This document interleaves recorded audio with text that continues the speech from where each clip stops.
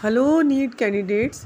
Telangana state ने MBBS management quota का stray vacancy round का शेड्यूल रिलीज़ किया है। जैसे कि आप जानते हैं कि अभी 1-2 दिन पहले ही मॉप अप राउंड का मैनेजमेंट कोटा का एमबीबीएस कोर्स का रिज़ल्ट आया है और अब इन्होंने स्ट्रे वैकेंसी राउंड का शेड्यूल रिलीज़ कर दिया है। इस राउंड में कोई भी फ्रेश रजिस्ट्रेशन नहीं होगी। जो भी कैंडिडेट ऐसे हैं जिनका मेरिट लिस्ट में नेम है, फाइनल मेरिट लिस्ट में नेम है, खाली वही कैंडिडेट इसके लिए एलिजिबल होंगे।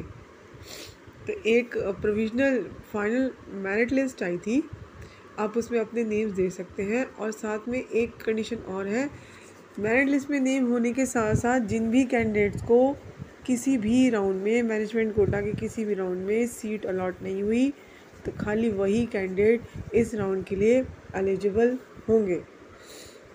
तो इसमें जो चॉइस फिलिंग है, यानी कि वेब ऑप्शंस को जो आपको इंटर करना है, वो आप आज यानी कि 27 सितंबर से स्टार्ट हो चुकी है इसकी चॉइस फिलिंग 2 PM से।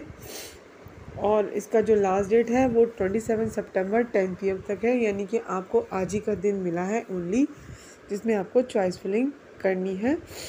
तो वो आप जाकर कर सकते हैं। उसमें देखिए, इसमें कुछ टर्म्स एंड कंडीशन बताए गए हैं। ऐसे कैंडिडेट जिन्हें पहले के जितने भी राउंड्स हुए हैं, चाहे वो कॉम्पिटेंट अथॉरिटी कोटा हो या मैनेजमेंट कोटा, अगर उसमें कोई भी सीट अलॉट नहीं हुई है तो खाली वही कैंडिडेट इसमें एलिजिबल होंगे। जिन कैंडिडेट्स को पहले के राउंड्स में, चाहे वो कॉम्पिटेंट अथॉरिटी कोटा हो या मैनेजमेंट कोटा, इनमें अगर कोई सीट मिली है और उन्होंने ज्वाइन कर ली है, तो वो कैंडिडेट एलिजिबल नहीं है। ऐसे कैंडिडेट जिन्हें पहले के राउंड्स में सीट अलॉट हुई थी बट उन्होंने रिपोर्ट नहीं किया या रिपोर्ट करने के बाद डिसकंटिन्यू कर दिया कोर्स अंडर मैनेजमेंट कोटा, तो वो कैंडिडेट्स भी एलिजिबल नहीं है इस राउंड के लिए। और ऐसे कैंडिडेट जिन्होंने पहले के राउंड्स में चॉइस फिलिंग नहीं की, यानी कि वेब ऑप्शंस को एक्सरसाइज नहीं किया अंडर मैनेजमेंट कोटा, तो वो लोग भी इस राउंड के लिए एलिजिबल नहीं है। और वो कैंडिडेट जिन्होंने MBBS या BDS कोर्स में एडमिशन ले लिया है, या तो ऑल इंडिया कोटा से या आंध्र प्रदेश में डॉक्टर YSR UHS के थ्रू, कॉम्पिटेंट कोटा या जो मैनेजमेंट कोटा होता है इसके थ्रू, तो वो लोग भी एलिजिबल नहीं होंगे इस राउंड के लिए।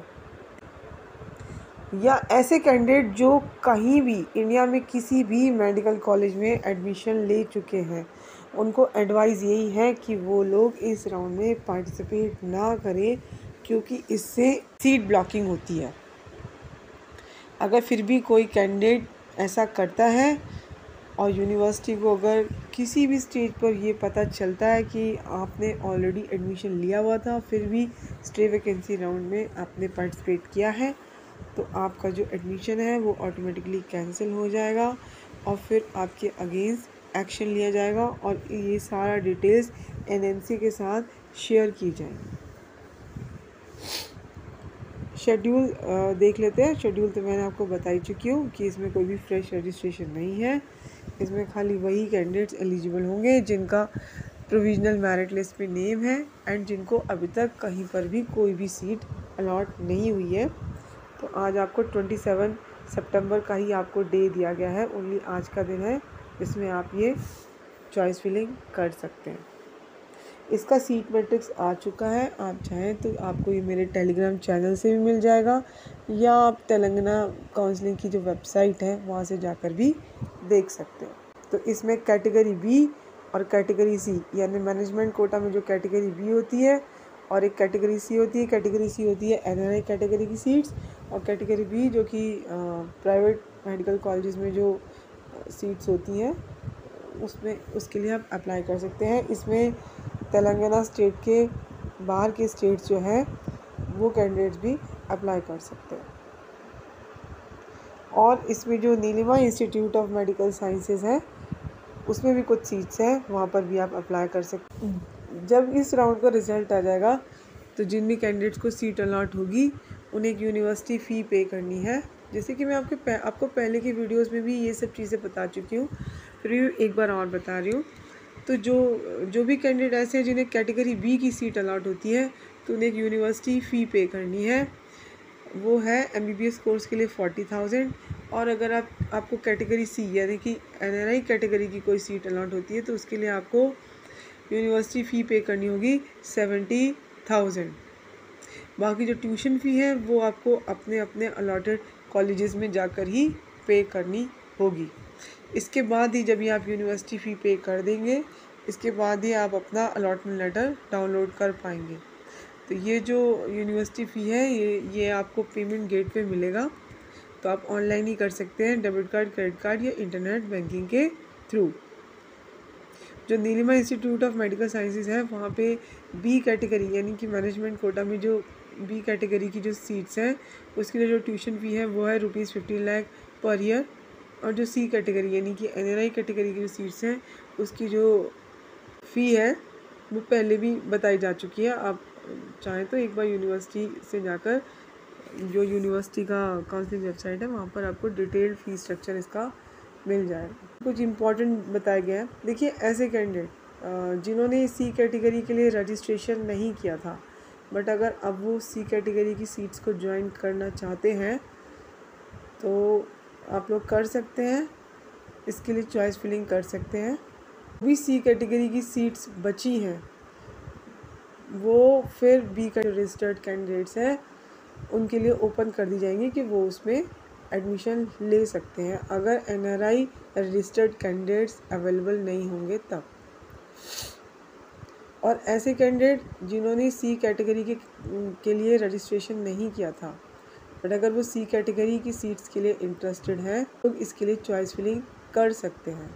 लेकिन इसके लिए पहले आपको जो बी कैटेगरी की सीट्स हैं पहले आपको उनके लिए चॉइस फिलिंग करनी होगी, उसके बाद आप सी कैटेगरी की जो सीट्स हैं उनके लिए आप चॉइस फिलिंग करेंगे। चॉइस फिलिंग में चॉइसेस को फिल करने के लिए कोई भी लिमिट नहीं है, जितनी भी अवेलेबल चॉइसेस आपको मिलेंगी आप वो सभी एक्सरसाइज कर सकते हैं, या ये आपके ऊपर डिपेंड करता है कि आप कितनी चॉइसेस फिल करना चाहते हैं। बट इसमें कोई लिमिट नहीं होता, जितना अवेलेबल चॉइसेस है आप चाहें तो वो सभी फिल कर सकते हैं, अगर आप कुछ सिलेक्टेड करना चाहते हैं तो वो भी कर सकते हैं। मैनेजमेंट कोटा में कैटेगरी बी और कैटेगरी सी की जो सीट्स हैं माइनॉरिटी कॉलेजेस में वो खाली मुस्लिम माइनॉरिटी कैंडिडेट्स के लिए ही रिजर्व है।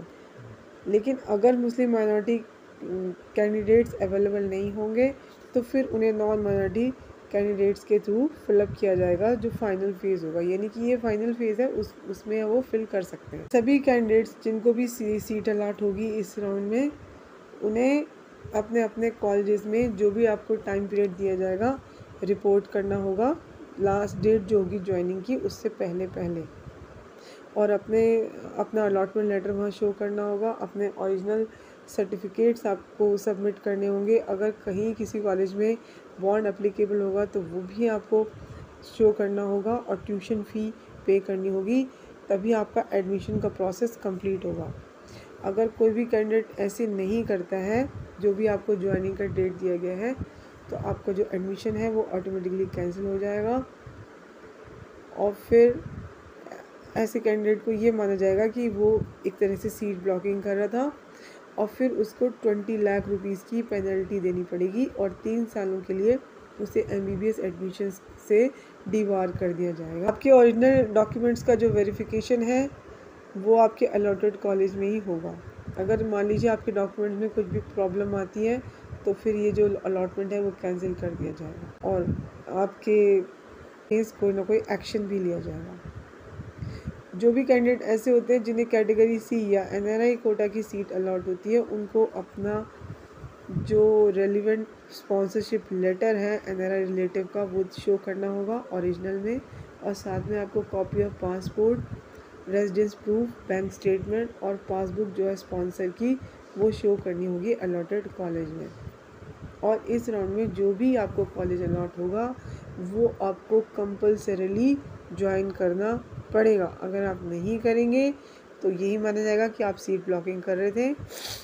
और जैसे कि मैंने आपको बताया आपको पेनल्टी पे करनी पड़ेगी 20 लाख की और 3 इयर्स के लिए आपको डिबार कर दिया जाएगा MBBS एडमिशन्स के लिए। अगर आप कोर्स में एडमिशन लेने के बाद डिसकंटिन्यू करते हैं तो भी आपको पेनल्टी पे करनी पड़ेगी 20 लाख की। इस राउंड का यही कंडीशन है, आपको सीट अलॉट होती है तो आपको ज्वाइन करना ही पड़ेगा, अदरवाइज़ आपको पेनल्टी देनी पड़ेगी। 3 इयर्स के लिए आपको डी बार कर दिया जाएगा।